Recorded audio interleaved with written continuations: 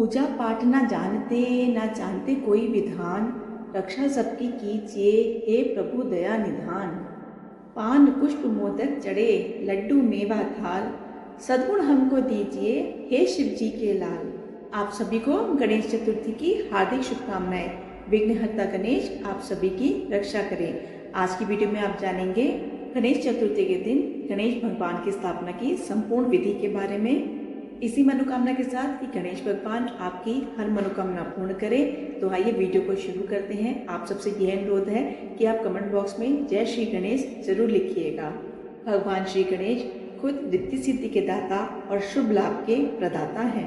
वह अपने भक्तों के संकट, बाधा, रोग दोष और दरिद्रता को दूर करते हैं।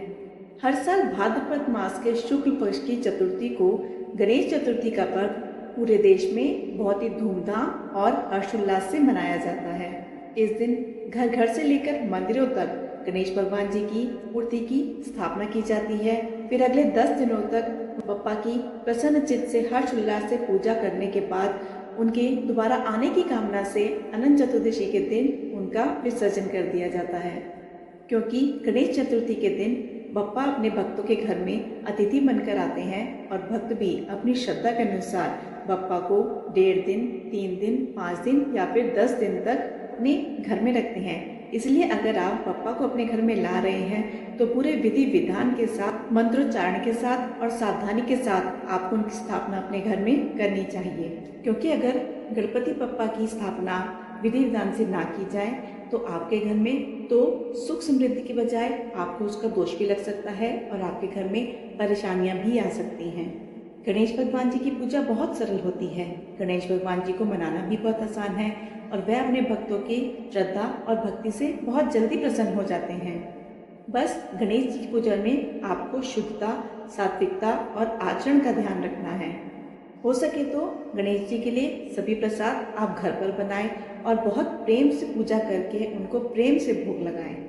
अगर आप घर पर गणेश जी की स्थापना कर रहे हैं और जितने दिन के लिए भी कर रहे हैं उतने दिन गणेश जी को आप घर पे अकेला ना छोड़ें। ध्यान रहे कि रोज सुबह शाम गणपति जी की आरती करें। अगर आप अपने घर में गणपति जी की स्थापना कर रहे हैं तो इस बात का ध्यान रखें कि मूर्ति बहुत बड़ी नहीं होनी चाहिए। मूर्ति पूरी तरह प्राकृतिक सामग्री से बनी होनी चाहिए ताकि विसर्जन करते समय किसी भी तरह का प्राकृतिक नुकसान ना हो और जिससे जल भी दूषित ना हो। अगर आप चाहें तो आप घर पर भी मिट्टी से गणपति बनाकर उनकी स्थापना कर सकते हैं, जो कि बहुत ही शुभ माना जाता है। बप्पा की मूर्ति पीले या लाल रंग वाली सबसे ज्यादा शुभ मानी जाती है। लाल रंग के 4 भुजाओं वाले गणपति को संकट हरण गणपति कहा जाता है और इनकी पूजा से सभी संकटों का नाश होता है। ध्यान रहे बैठे हुए गणपति बप्पा की मूर्ति ही आपको घर पर लानी चाहिए। गणपति की सूंड बाई तरफ होनी चाहिए, यानी बप्पा की सूंड बाई तरफ, जो सूंड मुड़ी होती है वही वाले गणपति आपको घर पर लाने चाहिए। ऐसे गणपति ही घर पर लाना शुभ रहता है। समय का भी आपको ध्यान रखना है कि किस समय बप्पा की मूर्ति स्थापित करनी चाहिए। तो सबसे शुभ मुहूर्त दोपहर का माना जाता है। अगर आपके पास दोपहर में समय नहीं है या फिर शुभ मुहूर्त बीत चुका हो तो ऐसे में आप सुबह के समय भी गणपति बप्पा की स्थापना कर सकते हैं। बप्पा की स्थापना पूजा में कलश भी जरूर स्थापित करें। गणेश जी की चौकी उत्तर पूर्व दिशा में रखें और कलश को उत्तर दिशा में रखना चाहिए। बात ध्यान रखिए कि भाद्रपद शुक्ल चतुर्थी की रात को चंद्रमा को अर्घ देते समय चंद्रमा को देखना नहीं है।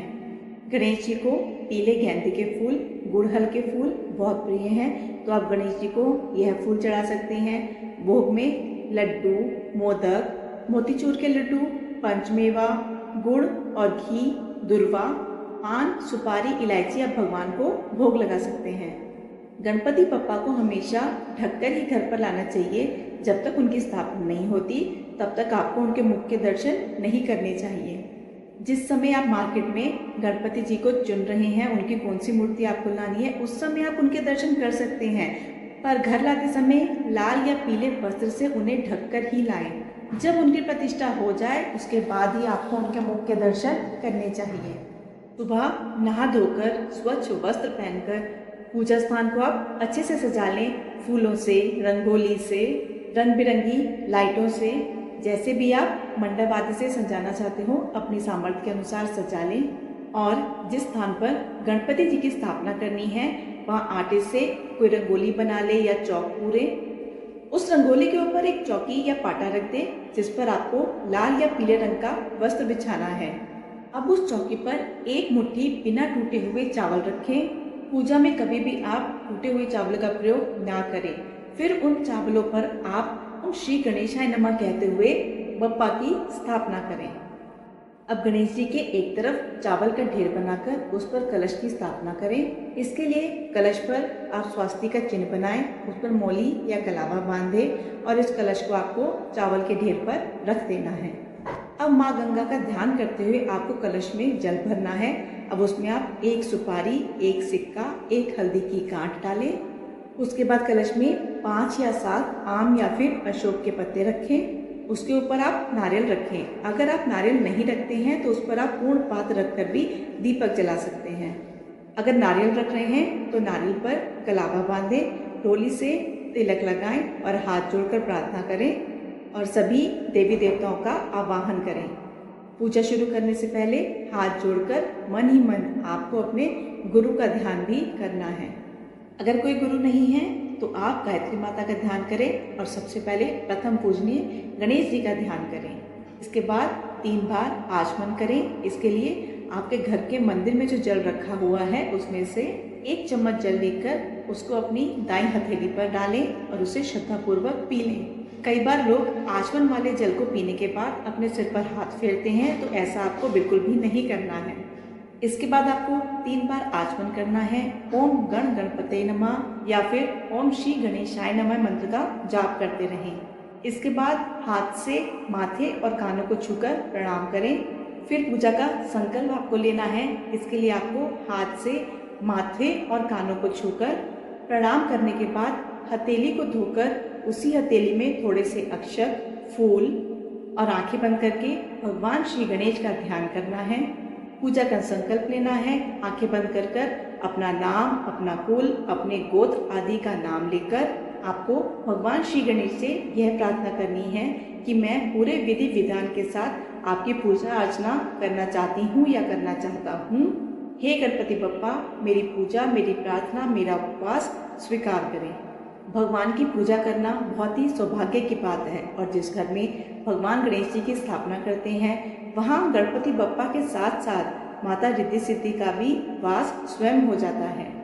के बाद गणपति बप्पा को आप गंगा जल से स्नान कराएं, उन पर गंगा जल के छींटे दें। किसी पुष्प की सहायता से ही आपको उन पर छींटे देने हैं। उन्हें वस्त्र, आभूषण, मौली, जनेऊ आदि अर्पण करना है।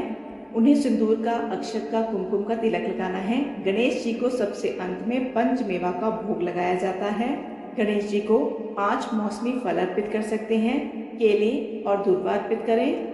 गणेश जी की पूजा में तुलसी का प्रयोग आपको भूले से भी नहीं करना है। गणेश जी के भोग में मोदक, लड्डू, मोतीचूर के लड्डू, गणेश जी को इलायची बहुत प्रिय है, आप इलायची अर्पित कर सकते हैं। आप गणेश जी को सुपारी अर्पित करें, वह भी गणेश जी को बहुत प्रिय है क्योंकि सुपारी को गणेश जी का ही प्रतीक माना जाता है। फूलों में आप गुड़हल के फूल, पीले फूल या फिर गेंदों के फूलों से बनी माला अर्पित करें। पूरी पूजा करते समय ओम गण गणपतये नमः या फिर ओम श्री गणेशाय नमः मंत्रों का जाप करते रहें।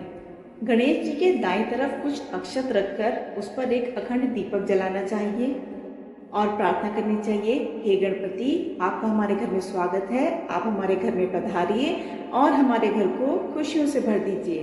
पूजा स्थान पर आप धूप दीप जलाएं, हाथ जोड़कर गणपति बप्पा की आरती करें और पूजा के अंत में मन ही मन यह प्रार्थना करें, हे गणपति बप्पा, अगर जाने अनजाने में हमसे कोई भूल चूक हुई हो तो उसके लिए हमें सपरिवार क्षमा कीजिएगा। भगवान गणेश जी से मनोकामना पूर्ति के लिए प्रार्थना करें, उनसे बुद्धि का वरदान मांगे और प्रार्थना करें। हर साल इसी प्रकार उनकी पूजा करने का, उनकी स्थापना करने का सुअवसर आपको मिलता रहे। गणपति बप्पा की स्थापना करने के साथ ही गणपति बप्पा के दाएं और बाएं दोनों तरफ आपको सुपारी के रूप में माता रिद्धि सिद्धि की स्थापना भी आपको जरूर करनी चाहिए। इस बात को आपको बिल्कुल भी नहीं भूलना है। इस प्रकार से बप्पा की स्थापना की जाती है। सुबह शाम बप्पा की पूजा आराधना करके जो भी भोग आपके घर में बनता है उसका भोग बप्पा को लगाकर फिर उसे प्रसाद रूप में ग्रहण करना चाहिए। जब आपके घर में गणपति बप्पा की स्थापना होती है तो उस समय आपको अपने घर की शुद्धता का ध्यान अवश्य रखना है। घर में ऐसा कोई भी व्यक्ति प्रवेश ना करे जिसने मांस, मदिरा या फिर नशे का सेवन किया हो। घर में जितने दिन तक बप्पा विराजमान है शुद्ध सात्विक भोजन ही बनना चाहिए। हो सके तो परिवार के सभी सदस्यों को मिलकर ही बप्पा की सुबह और शाम पूजा कर उन्हें भोग लगाना चाहिए।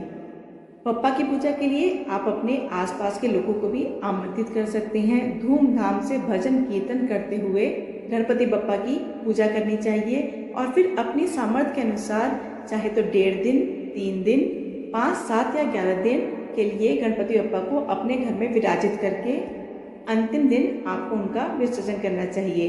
वैसे तो गणपति बप्पा को अनंत चतुर्दशी के दिन विदाई दी जाती है, उनका विसर्जन किया जाता है, पर आप 1.5 दिन में भी आप गणपति बप्पा का विसर्जन कर सकते हैं। उसके लिए आपको अनंत चतुर्दशी का इंतजार नहीं करना पड़ेगा।